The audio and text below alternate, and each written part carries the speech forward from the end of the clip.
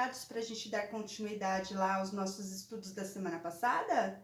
Porque o assunto não acabou, né?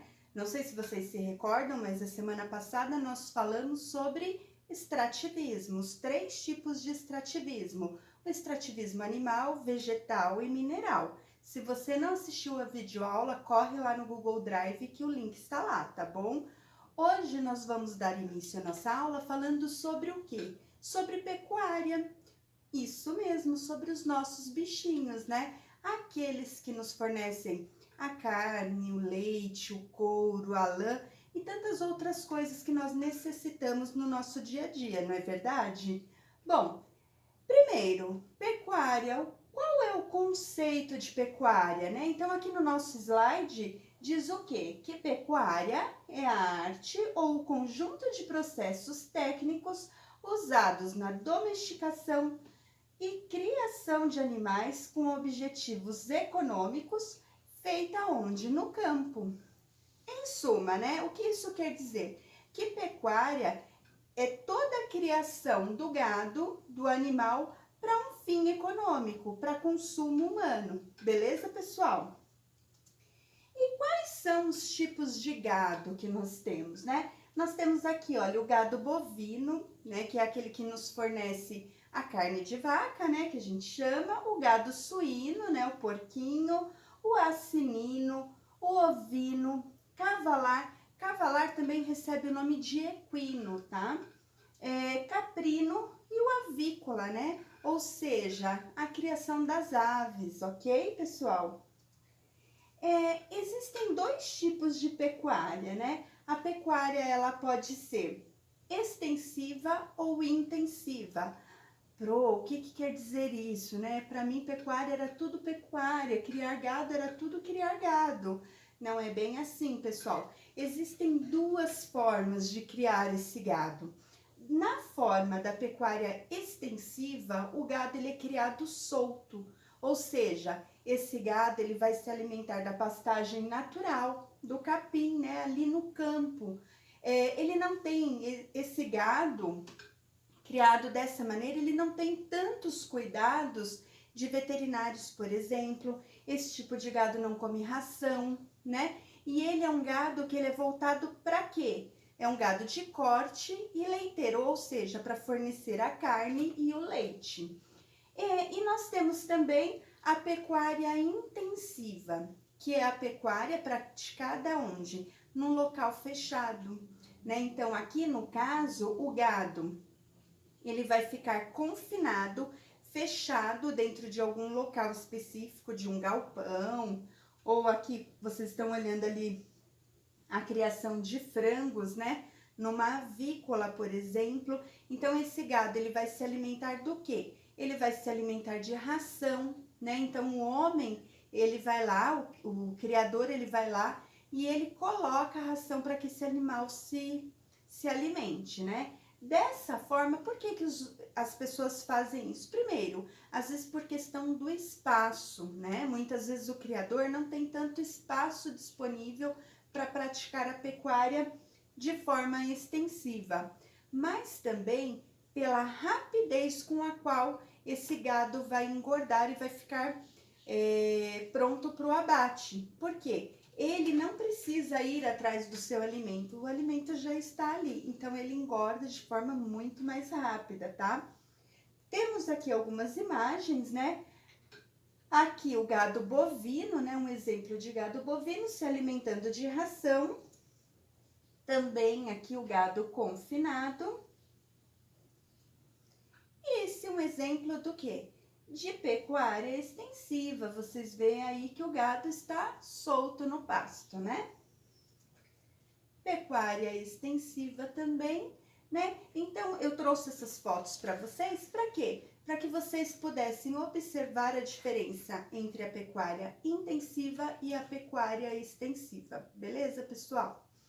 Agora, nós vamos falar sobre a distribuição do rebanho de bovinos no Brasil. Então, nós temos aqui, deixa eu virar aqui a tela, né? Nós temos um mapa e nós vamos analisar o quê? Por região, aonde tem a maior quantidade de gado, né? Aqui no Brasil. Então, nós podemos perceber aqui, olha, nesse gráfico redondinho, nós temos 33,8% da criação de gado, ela é praticada onde? Na região centro-oeste. Depois, em segundo lugar, nós temos ali 21,9%, quase 22% na região amazônica, né? Na região norte do Brasil. 18% aqui na região sudeste, 13,5% no nordeste e 12,8% onde? Na região sul do Brasil. Então, suponhamos que na prova, né, olha lá, já estou dando a dica aqui. Suponhamos que na prova cai uma perguntinha assim: qual é a região brasileira que tem a maior quantidade de rebanho de bovinos no Brasil? Você já sabe, né, pessoal? É aqui, olha, a região centro-oeste com 33,8% de todo o rebanho do Brasil. Vamos para outro gráfico agora que fala do quê? Dos suínos, dos porcos, né? Nós estávamos falando dos bovinos, agora vamos falar um pouquinho aqui dos suínos. Esse gráfico aqui, ele é lá de 2016, tá bom?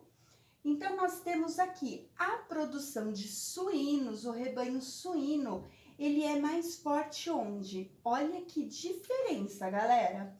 65,5% de toda a produção, né, do gado suíno no Brasil está onde? Lá na região sul. Olha que interessante, vocês viram no último gráfico que a região sul era a que menos tinha criação de bovinos? Pois bem, aí... Agora, esse gráfico explica muita coisa, não é? Eles não se dedicam à pecuária bovina porque eles estão se dedicando à pecuária suína, certo, galera? Então, nós temos aqui, ó, 65,5% na região sul. Temos, em segundo lugar, a região sudeste, com 19,4%. Depois, a região centro-oeste. E olha lá o Nordeste, 1,1%.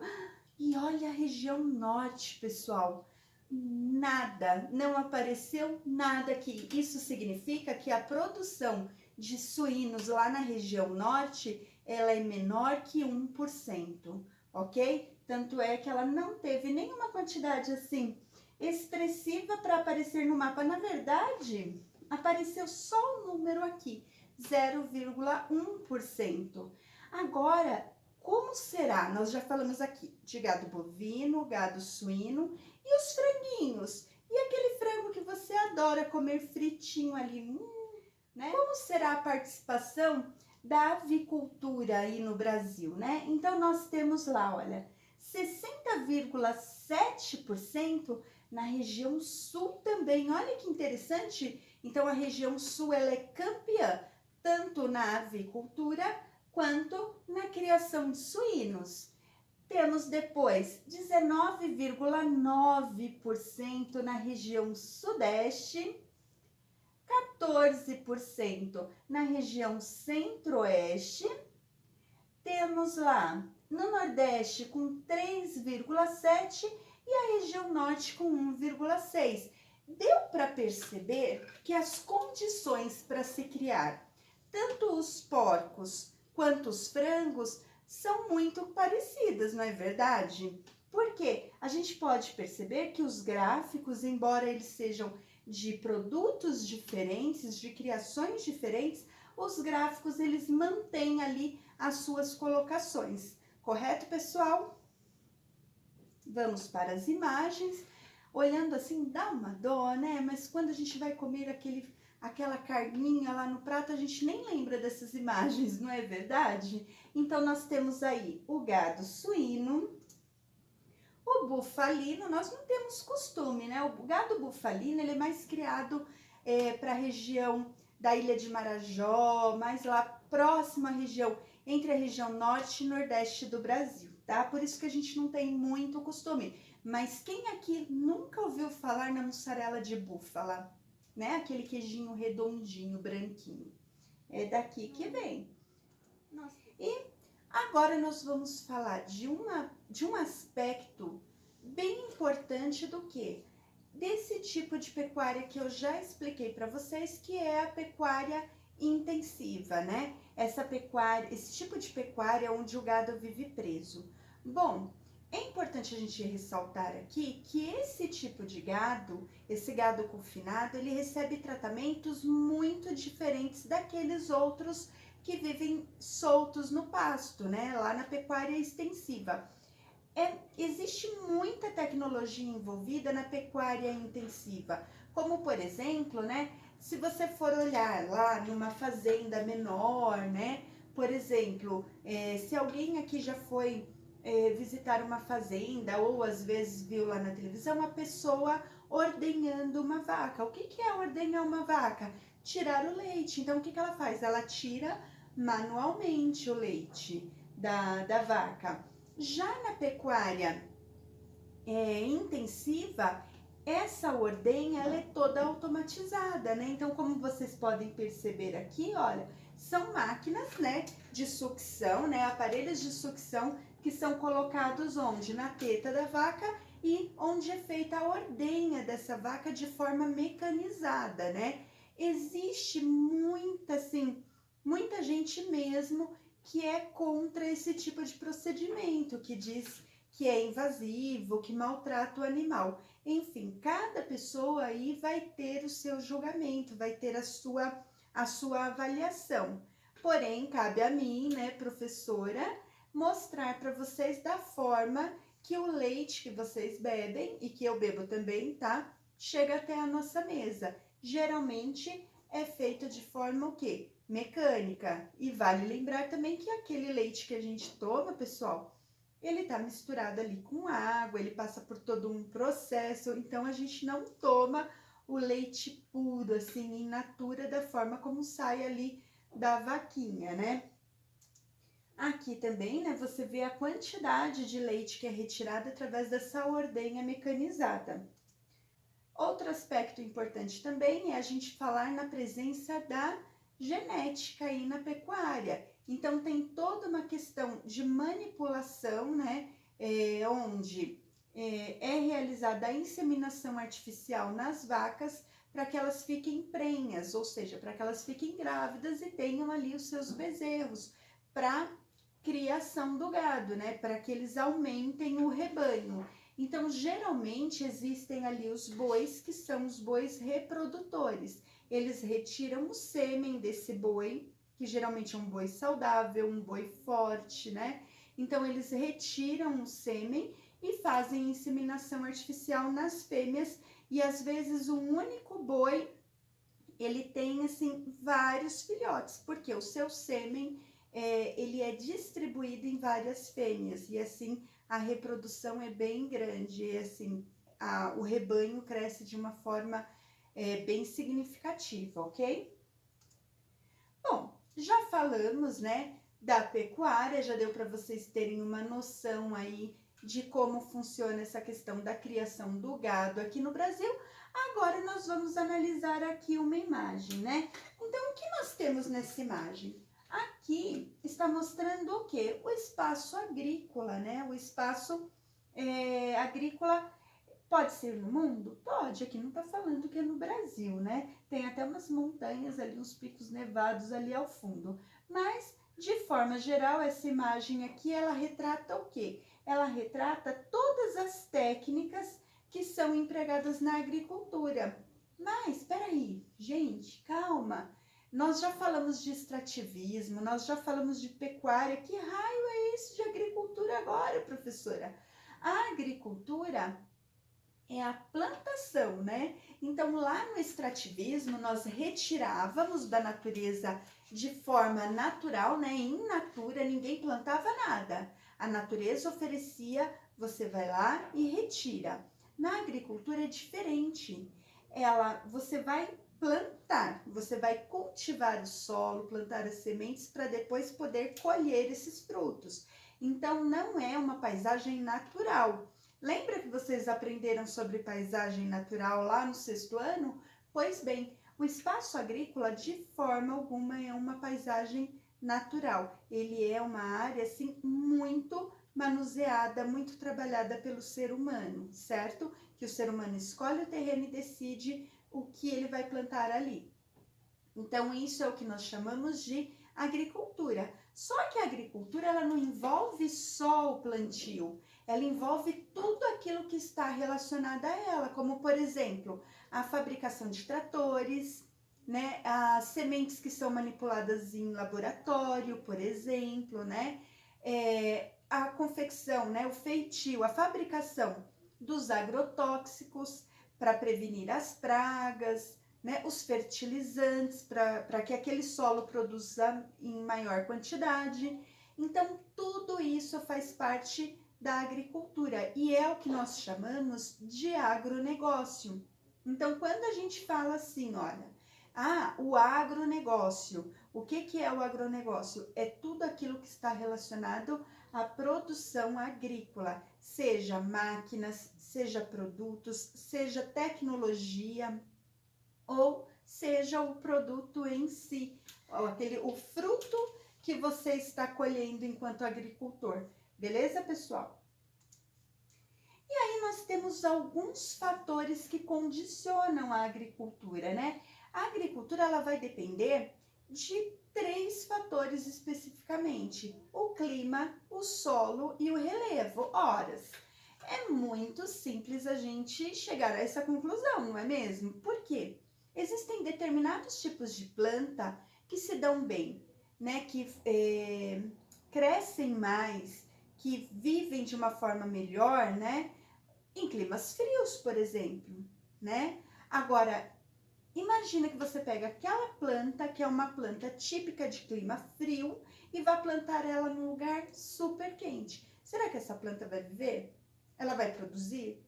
Não, né? É a mesma coisa, às vezes, a mãe de vocês vai lá, compra um vaso, uma plantinha linda lá na feira, ou na floricultura, ou lá no aquário.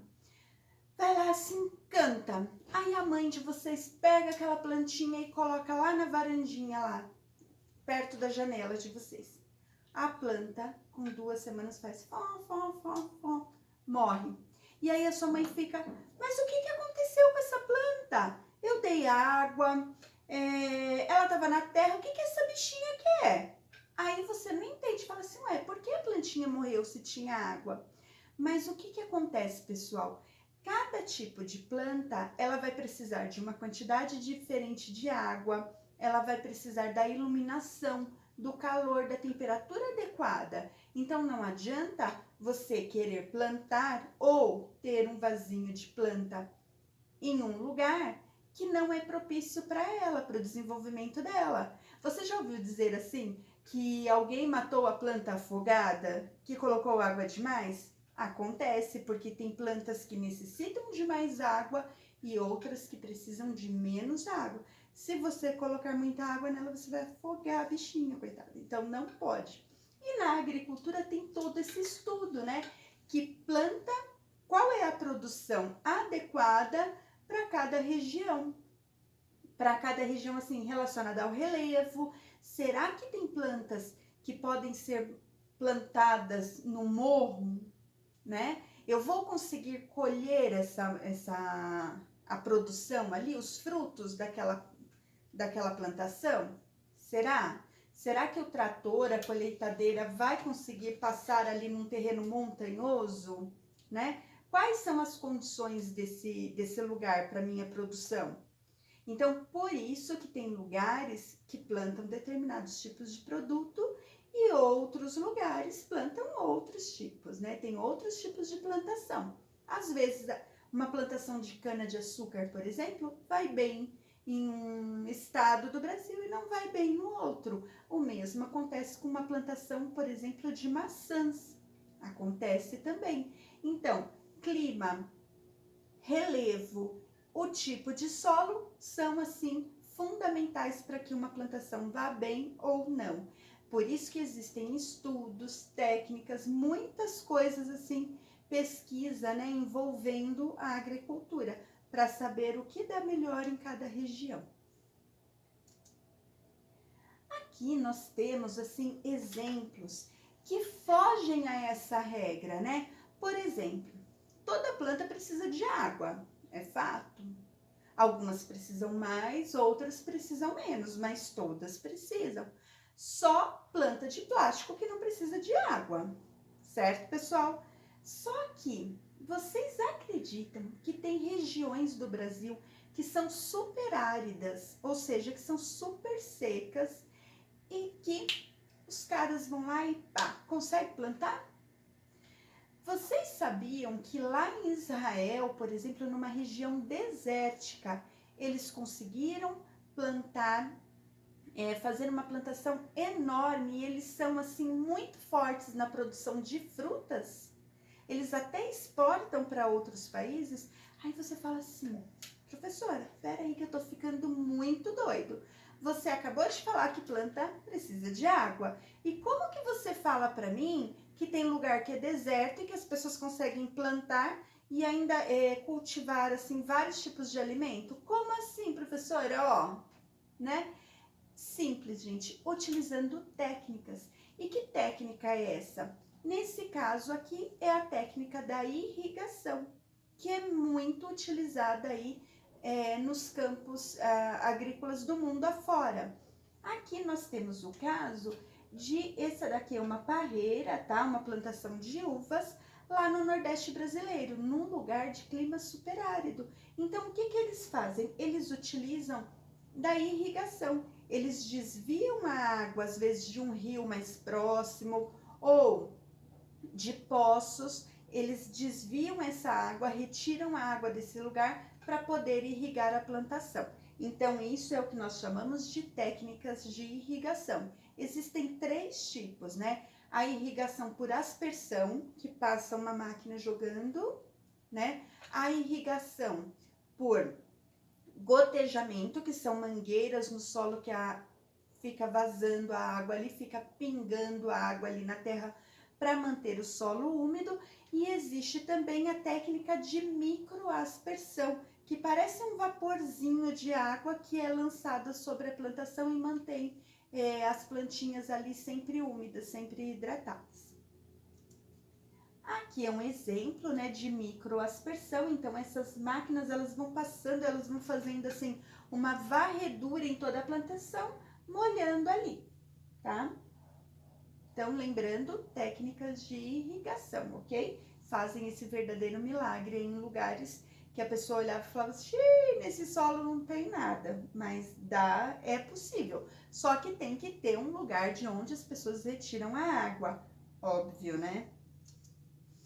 Agora nós vamos falar de um assunto assim bem interessante que diz respeito à agricultura no Brasil e até mesmo assim a nossa história, né? Porque o Brasil, ele é um país de origem agrícola. O Brasil, ele começou a se desenvolver economicamente através da agricultura. Vocês já estudaram sobre, por exemplo, a cana-de-açúcar, o café. Tudo isso quer dizer o quê? O espaço agrícola, né? Geralmente, uma agricultura voltada para onde? Voltada para exportação. E quando a gente fala em agricultura voltada para exportação, nós estamos falando numa palavrinha assim que vocês vão ouvir ao longo do tempo, dos anos escolares de vocês, em geografia, em ciências, que é a palavra monocultura. Então, a maioria das grandes propriedades agrícolas no Brasil e no mundo, que a gente chama de latifúndios, são grandes fazendas. Então, o que é um latifúndio? É uma grande extensão de terra que planta só um produto. Então, por exemplo, se é uma fazenda e o latifundiário, que é o dono daquela grande fazenda, ele resolve plantar cana-de-açúcar, vai ser uma monocultura. Então, mono significa um. Monocultura do quê? De cana-de-açúcar. Só vai plantar cana-de-açúcar. Ele não vai plantar café, mandioca, milho, feijão, nada disso. É só aquilo. Se é café, só café. Se é soja, só soja. Nossa, estranho falar só soja, né? Mas é isso aí, pessoal. Então, monocultura, sempre quando se cria uma cultura, um produto só. Latifúndio, grande extensão de terra. Latifundiário, o dono dessa grande extensão de terra. Beleza? Já tem aí, ó, numa fala bem curtinha, nós já temos 3 conceitos importantes, hein? Pois bem, esses latifúndios, né? Essa monocultura, ela é voltada para quê? Para alta produtividade. Então, eles querem, lembra que eu falei que é para exportar, para mandar para os outros países? Então, tem que produzir muito.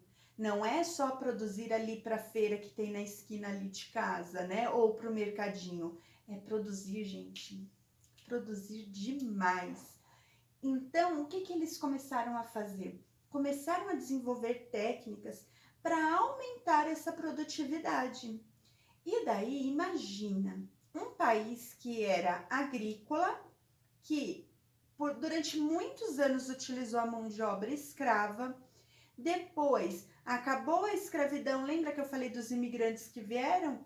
Acabou a escravidão, começaram a chegar os imigrantes japoneses, italianos para trabalhar o quê? Nas lavouras. Então, era uma mão de obra ali, braçal mesmo, manual.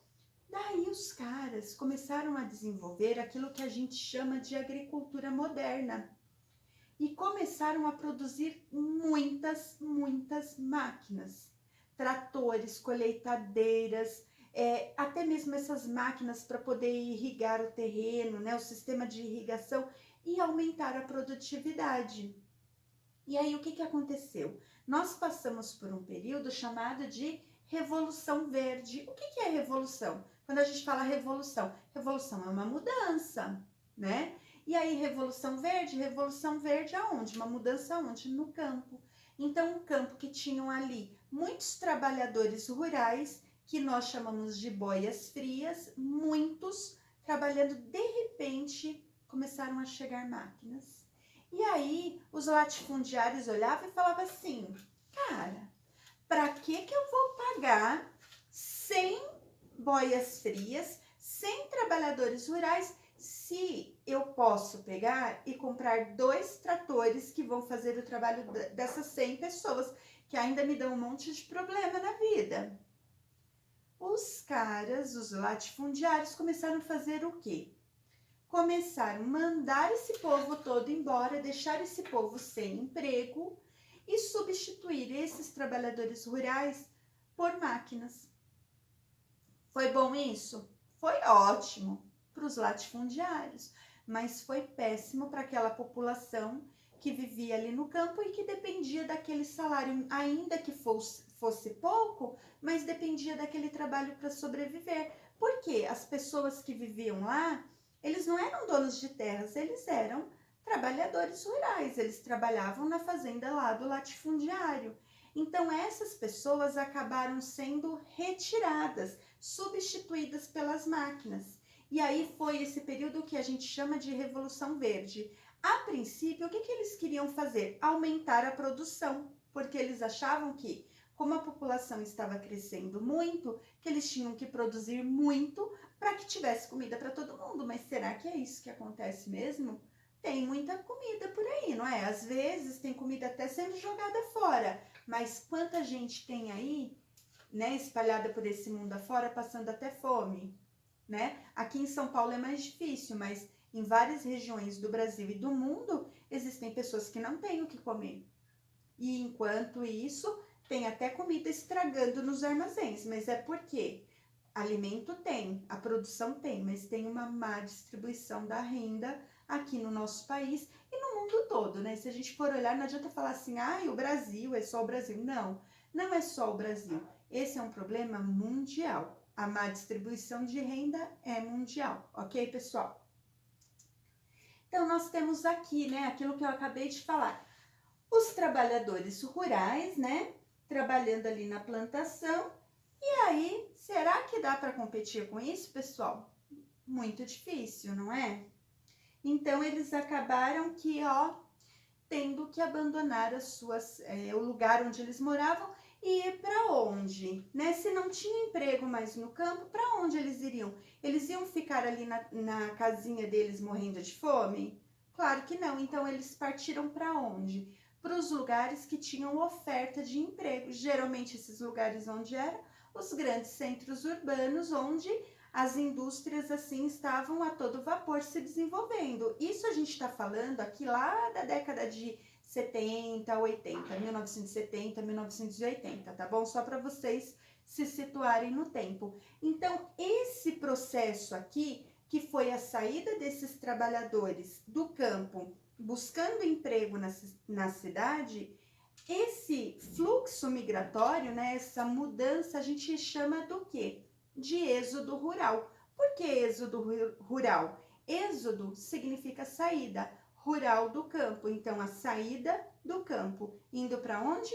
Procurar emprego aqui na cidade, né? Eu acho que se vocês forem fazer uma pesquisa assim na família de vocês, talvez, não digo todos, claro, mas talvez algumas pessoas encontrem aí na família um tio ou vô, avó, bisavô que passou por esse processo, que trabalhava no campo e teve que vir embora. Procura pesquisar na família de vocês. Se encontrarem, manda lá no zap, tá bom? Que eu quero saber.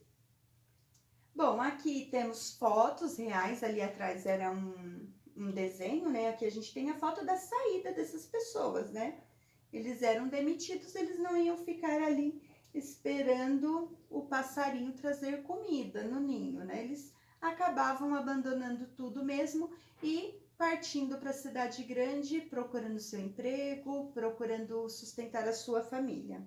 Foi difícil? Muito difícil. E a gente tem aí uma batalha sobre o quê? Sobre dois tipos de agricultura. Uma é a que a gente chama de agricultura patronal e a outra agricultura familiar.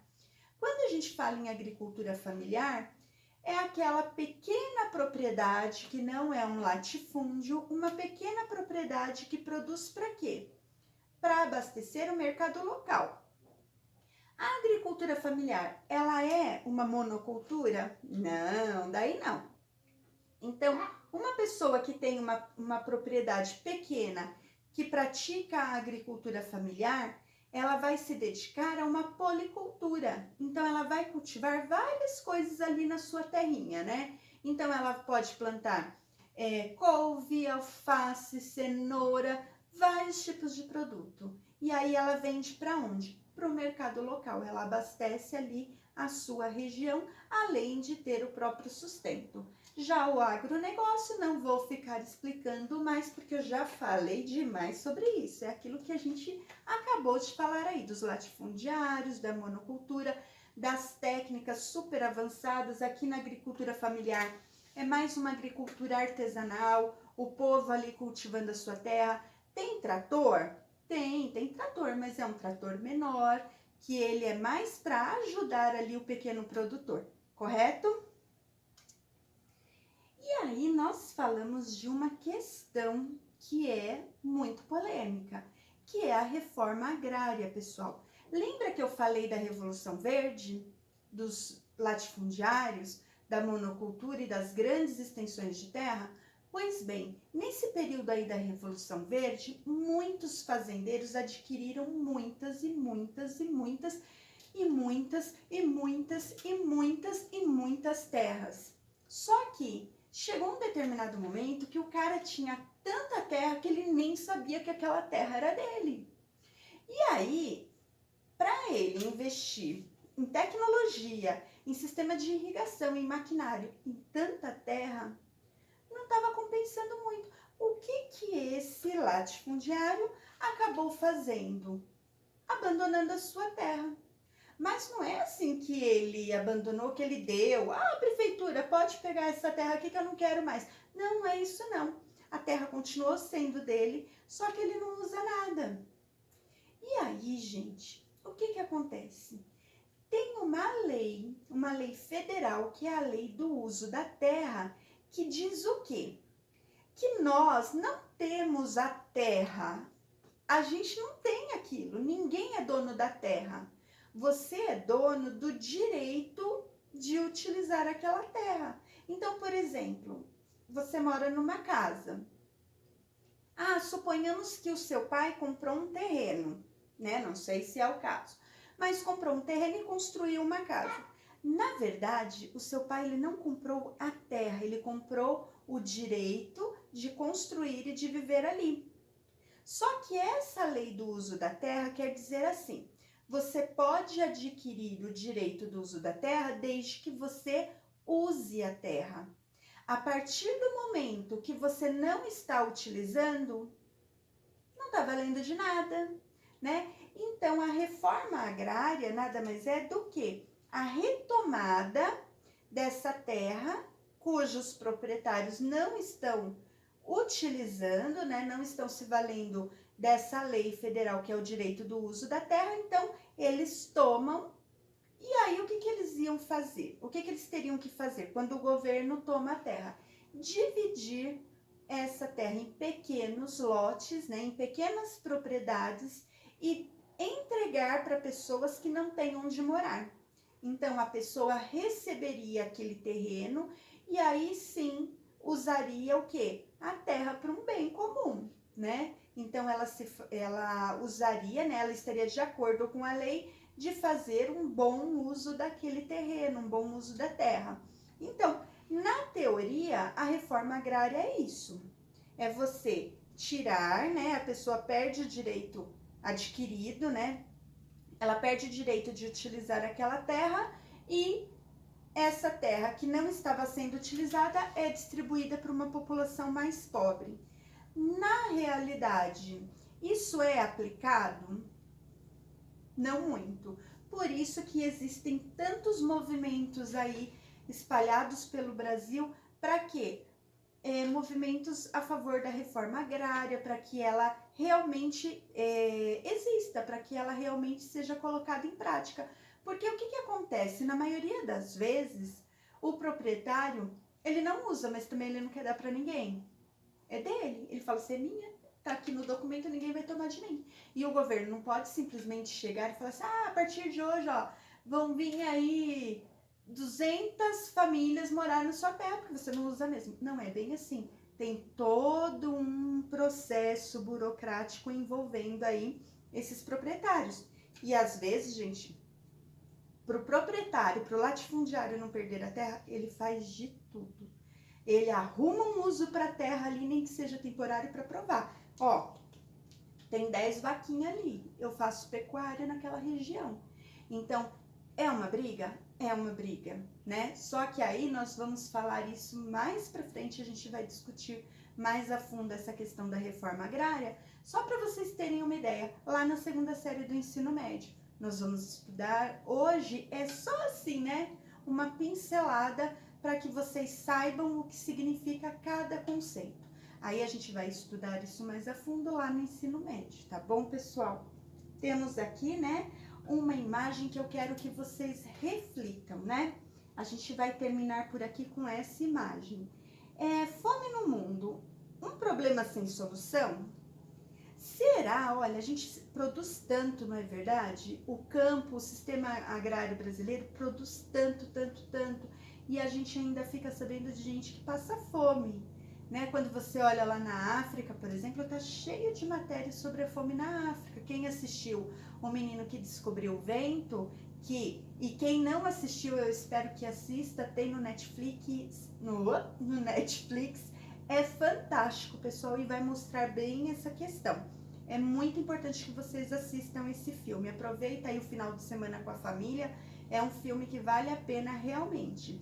Então, assim, ó, fome no mundo, um problema sem solução? E aí, pessoal, o que vocês me dizem? Eu quero que vocês pensem. Eu não vou dar essa resposta para vocês. Eu quero que vocês me respondam. Onde? Que vocês entrem lá no grupo do WhatsApp, no horário da nossa aula, pelo amor, não vai atrapalhar a aula do outro professor, e você coloca a sua resposta lá para mim. Certo, pessoal? Pensem nisso, reflitam e coloquem a resposta lá no grupo durante a nossa aula. Cada resposta eu vou analisar e eu vou dar um pontinho para vocês, tá bom? Bom, vou terminar por aqui. Fiquem com Deus, cuidem-se. Qualquer dúvida, já sabe, é só me chamar. As atividades vão estar lá no Google Drive. a atividade que eu passei agora, né? Aqui, vocês podem já colocar, terminando de assistir essa aula, se ainda der tempo de ser na nossa aula de hoje, coloca, tá bom? Os comentários. E vou deixar para vocês também as atividades no livro de vocês.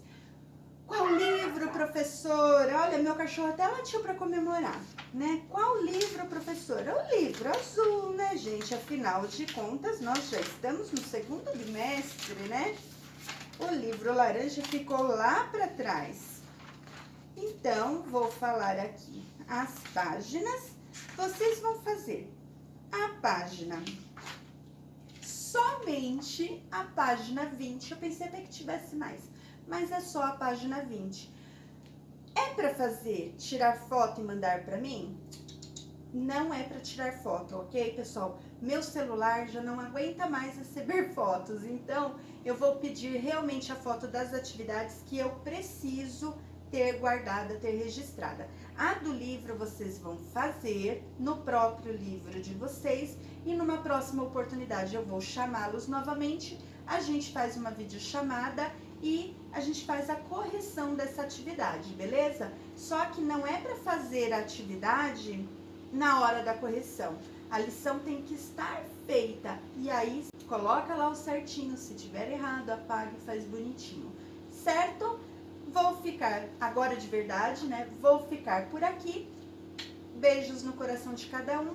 Tô morrendo de saudade, tenho certeza que isso aqui é uma coisa temporária e logo, logo a gente vai estar lá na sala podendo dar beijinho, podendo dar abraço e vocês vão poder levar lanche pra mim, vão poder levar bolo, chocolate, frutas. Ai, gente, tô morrendo de fome. Tá bom, pessoal? Eu espero vocês na próxima aula. Seja presencial, seja online, seja como for, mas nós vamos estar aqui, ó, juntinhos, tá bom? Tchau, gente!